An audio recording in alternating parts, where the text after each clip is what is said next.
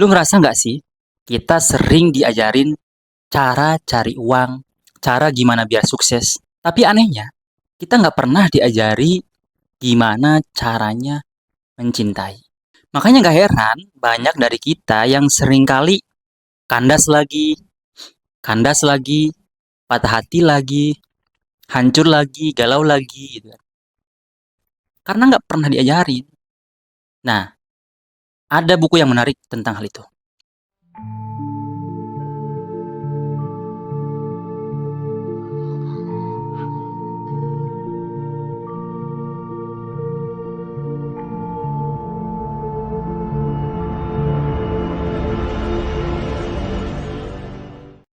Menurut Jay Shetty, salah seorang penulis buku terkenal, international bestseller, judulnya Eight Rules of Love.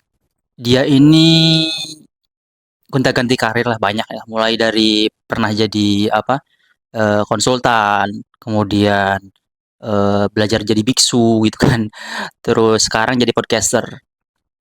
Nah, dia ini nulis buku itu tentang gimana caranya mencintai. Karena nggak banyak orang yang nulis buku yang praktikal gitu ya untuk mencintai gitu loh. Dia di awal bukunya bilang, apa perbedaan antara suka dan cinta? Yaitu seperti lu ngelihat bunga mawar gitu kan. Ketika lu suka, lu ambil tuh bunganya. Mati lah, habis lah, selesai lah bunganya, dimiliki gitu kan. Tapi ketika lu cinta, lu rawat bunganya, lu sirami, lu kasih pupuk, hingga bermekaran terus gitu loh. Meskipun nanti layu, ketika lu rawat, nanti akan bermekaran lagi. Itulah cinta menurut dia. Dalam buku itu, dia juga bilang bahwa cinta itu bukan soal perasaan aja, tapi cinta adalah bagian perjalanan. Dia membagi 4 tahapan cinta yang di antara 4 itu isinya ada 8 aturan cinta atau mencintai atau fase-fase mencintai lah. Tahap pertama adalah preparing for love atau persiapan untuk cinta. Saat kita sendirian, saat kita merasa kesepian, nggak punya pasangan misalnya, di titik itulah kita belajar untuk bisa sendirian. Jadi ketika kita udah bisa sendirian, menghadapi kesendirian, menghadapi kesepian, disitulah fase sebelum mencintai. Kita perlu bisa untuk memahami diri kita sendiri, memahami emosi kita, belajar duduk dengan pikiran yang semrawut itu kan berantakan, belajar untuk mencintai diri sendiri, belajar untuk empati terhadap diri sendiri. Nah itu rule number one, belajar untuk bisa sendirian, bukan sekedar sendirian ya, memahami diri sendiri. Rule number two atau rule nomor dua, aturan nomor dua, itu ketika lu mulai melihat yang telah lalu. Misalnya ya, lu kan udah pernah pacaran misalnya. Nah, dilihat tuh masa lampau pacaran tuh. Lu koreksi, lu evaluasi. Karena bisa jadi bukan sebab dianya, bisa jadi diri lu yang salah, yang nggak sadar gitu loh. Makanya dipelajari seiring setelah putus misalnya. Jangan tiba-tiba langsung cari yang lain. Selesaikan dulu diri sendiri. Lihat polanya. Oh, kayak gini. Apa yang menyebabkan apa yang menyebabkan hal itu berulang terjadi misalnya. Diketahui, disadari. Ketika dua hal itu dilewatin, fase persiapan, kemudian fase evaluasi, ya semoga aja bisa tuh sembuh dari luka-luka yang lama sehingga nanti ke depannya tidak membawa luka baru untuk orang lain dan diri lu juga. Tahap kedua, practicing love, di mana kita memutuskan untuk menjalani cinta atau memulai untuk mencintai lagi. Di fase ini, cinta mulai dijalani, bukan hanya sekedar dirasakan. Mungkin di awal-awal terasa seperti di bom love, berbunga-bunga, berdebar, ingin ketemu terus, ingin berduaan terus, ingin kemana-mana bareng, ingin semuanya dia, merencanakan masa depan. Ya fase honeymoon lah ya, honeymoon phase di 3 bulan pertama misalnya. Tapi di situ juga, rule number three, lu juga harus mulai bertanya, apakah yang sedang lu jalani ini adalah cinta atau hanya sekedar keterikatan? Misalnya, ketika dia izin nggak ketemu lu sehari, lu udah mulai panik, atau ketika dia memilih untuk jalan dengan temannya daripada lu mulai mengekang. Ada itu, timbul keterikatan itu. Karena pasti selalu ada keterikatan di antara kedua orang yang saling mencintai. Tetapi apakah itu benar-benar cinta atau hanya sekedar keterikatan gitu loh. Mengisi kekosongan atau mengisi kesepian. Lu lihat gitu loh. Tujuan hidup dia, arahnya mau kemana, dia punya nilai apa.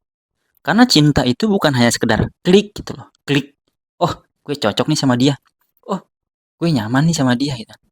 Tapi dilihat nilai-nilai fondasinya. Apakah sejalan atau tidak? Apakah visinya sama atau tidak? Itu rule number 3. Nah, rule number 4 menurut Jay Shetty, kita harus sadar bahwa pasangan adalah guru terbaik kita. Bagaimanapun, dia akan menunjukkan sisi egoisme kita, sisi-sisi luka kita yang tidak terlihat selama ini. Sehingga ketika kita menganggap pasangan kita sebagai guru, kita belajar dengan dia. Dia itu bagaikan cermin gitu loh, melihat, oh ternyata gua kayak gini karena mungkin dulu kayak gini. Oh, ternyata gue egois ya. Nah, hal-hal seperti ini muncul dari kesadaran.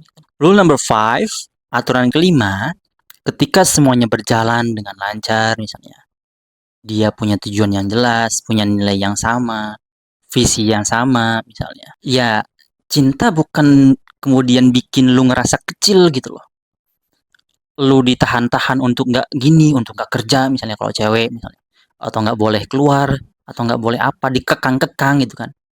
Yang nggak bikin tumbuh sama sekali. Disitulah titiknya bahwa lu menemukan bahwa oh cinta ini punya hubungan yang jelas, tetap bisa menjadi diri sendiri, menjadi ruang aman, menjadi ruang untuk bertumbuh bersama gitu kan. Di fase ini lo baru bisa memahami bahwa oh ternyata ini hubungan yang sehat, cinta yang sehat gitu. Karena tidak ada paksaan satu sama lain, tidak ada kekangan satu sama lain, dan lainnya. Nah, tahap ketiga adalah protecting love, melindungi cinta. Karena bagaimanapun, dua orang yang berjalan bersama, beriringan, dengan latar yang berbeda, akan selalu ada hal-hal yang menjadi penyebab konflik. Bahkan ada gesekan lah ya. Ketika dua barang bertemu gitu kan, pasti ada gesekan kan.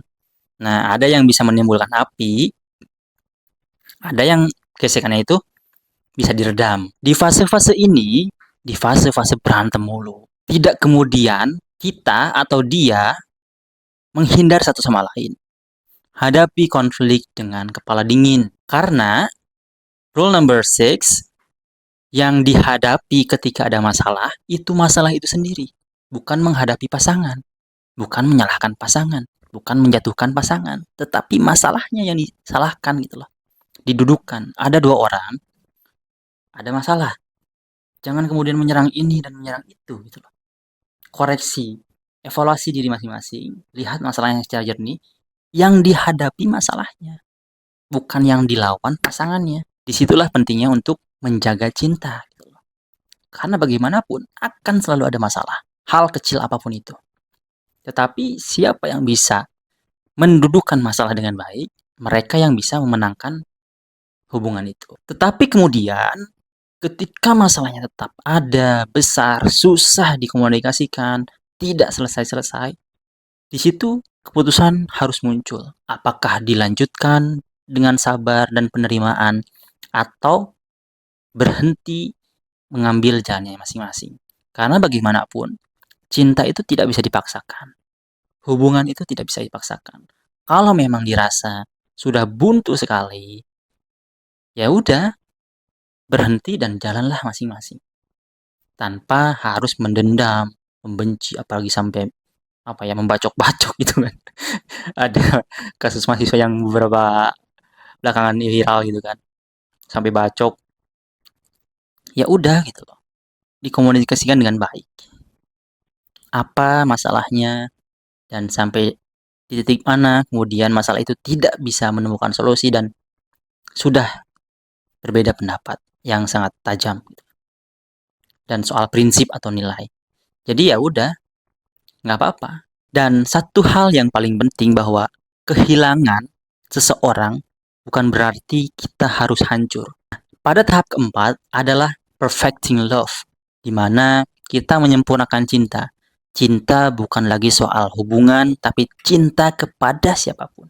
Di fase ini lu mulai mengenali bahwa, oh ternyata cinta ini untuk semua hal, semua orang, terhadap siapapun. Jadi cinta menjadi cara pandang hidup kita gitu loh. Untuk melihat seseorang, untuk melihat sesuatu hal. Karena bagaimanapun cinta itu tanpa batas. Dalam artian, ya udah cinta itu ya cinta aja. Kayak berbuat baik itu ya berbuat baik aja. Mungkin kalau dalam agama ya berbuat baik karena Allah misalnya. Mencintai karena Allah atau karena Tuhan. Ya udah gitu loh. Bukan karena siapa-siapa. Karena memang itu adalah sesuatu hal yang baik dan memang harus ditelurkan gitu loh. Harus dijalankan terlepas bagaimanapun seperti apapun gitu loh. Nah, pada intinya Jay Shetty ini ingin menjelaskan bahwa cinta itu ya bukan sekedar perasaan, tapi perjalanan yang terus-menerus untuk dipupuk dan ditumbuh kembangkan, dijaga gitu loh. Gak bisa tiba-tiba cinta itu sangat melekat pada seseorang dalam artian sangat dalam tanpa adanya usaha untuk menjaga, untuk tumbuh, untuk saling mengkoreksi, untuk saling memahami, untuk saling mengerti, dan untuk saling terus mencintai satu sama lain sampai akhir hayat, bahkan setelah di akhir. Semoga bermanfaat.